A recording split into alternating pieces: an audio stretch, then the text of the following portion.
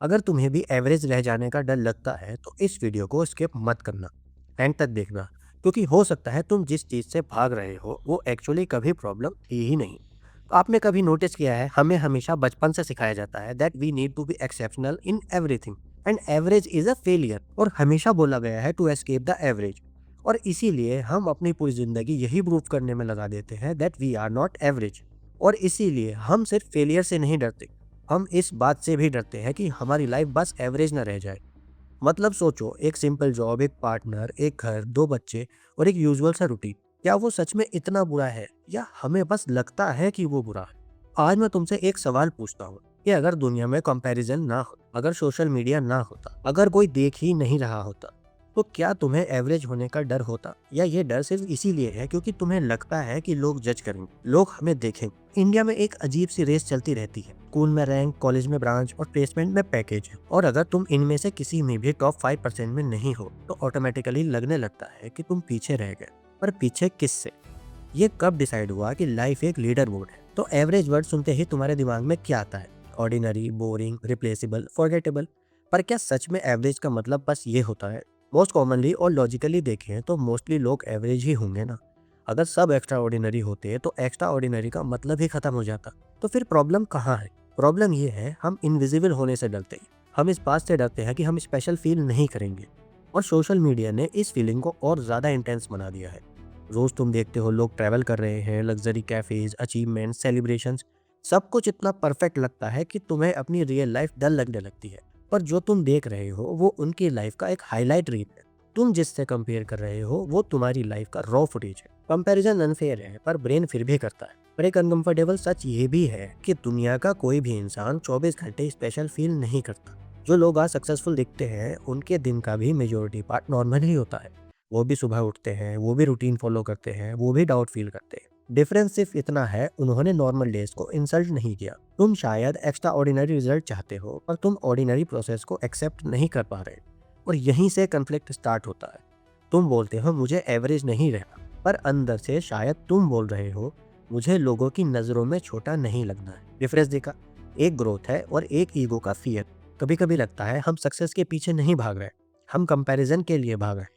और कंपैरिजन का गेम कभी खत्म नहीं होता। आज तुम 10 लाख कमाओगे, कल किसी का 20 लाख का पैकेज होगा। आज तुम आईआईटी जाओगे, कल कोई फॉरेन यूनिवर्सिटी चला जाएगा। तो फिनिश लाइन एग्जैक्टली कहाँ है? ये जो एवरेज का डर है ना, ये तुम्हें इम्प्रूव करने के लिए होना चाहिए था, लेकिन ये तुम्हें रेस्टलेस रखता है। और रेस्टलेस इंसान कभी भी सेटिस्फाई नहीं होता, फिर चाहे वो कितना भी अचीव कर ले। एक सिंपल सी बात सोचो तो, अगर तुम हर 6 महीने में थोड़ा बेटर हो जाओ, सिर्फ कल वाले खुद से, तो क्या तुम एवरेज हो या तुम इवॉल्व कर रहे हो? एक्स्ट्रा ऑर्डिनरी बनना गोल नहीं होना चाहिए, स्टैग्नेंट ना रहना गोल होना चाहिए। और शायद एवरेज होना प्रॉब्लम कभी था ही नहीं।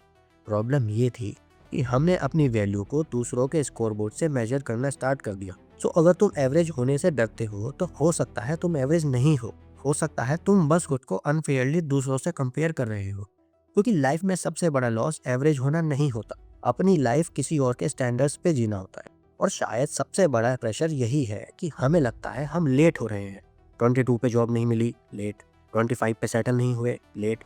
30 पे घर नहीं, लेट। पर किस क्लॉक से लेट? किसने डिसाइड किया कि लाइफ एक फिक्स टाइमलाइन पे चलेगी? तुम अपनी जर्नी कंपेयर कर रहे हो उन लोगों से जिनके स्टार्टिंग पॉइंट अलग थे।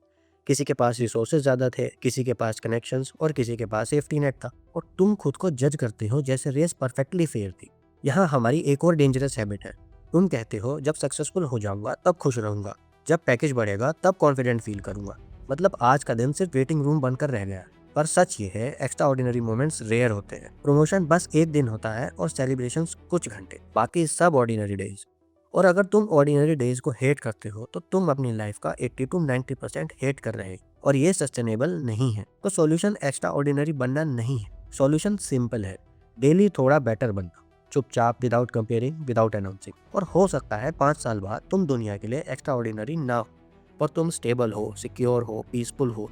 और बिलीव करो, पीस रेयर है, क्योंकि लाइफ का गोल सबसे ऊपर खड़ा होना नहीं होता। लाइफ का गोल होता है अंदर से गिरना बंद कर देना। और जिस दिन तुम एवरेज से डरना बंद कर दोगे, उस दिन तुम एक्चुअली ग्रो करना स्टार्ट कर दोगे। और शायद एंड में बात बस इतनी सी है, तुम एवरेज होने से नहीं डरते, तुम अननोटिस रह जाने से डरते हो। तुम ये चाहते हो कि तुम हर वक्त इम्पोर्टेंट फील करो, पर इम्पोर्टेंस फेम से नहीं आती, इम्पोर्टेंस क्लैरिटी से आती है।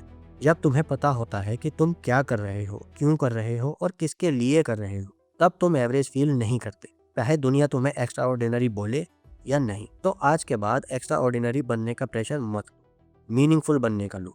कंपैरिजन से नहीं, कंसिस्टेंसी से। और हो सकता है जब तुम एवरेज से डरना छोड़ दोगे, तब तुम वैसे काम कर पाओगे जो एक्चुअली तुम्हें एक्स्ट्रा ऑर्डिनरी बना देते हैं। क्योंकि सबसे पावरफुल लाइफ वही होती है जो लाउड नहीं होती, बस रियल होती है। तो आज के लिए बस इतना ही। मिलते हैं ऐसे ही किसी रिलेटेबल टॉपिक के साथ अगली वीडियो में। तब तक के लिए जय हिंद, जय भारत, धन्यवाद।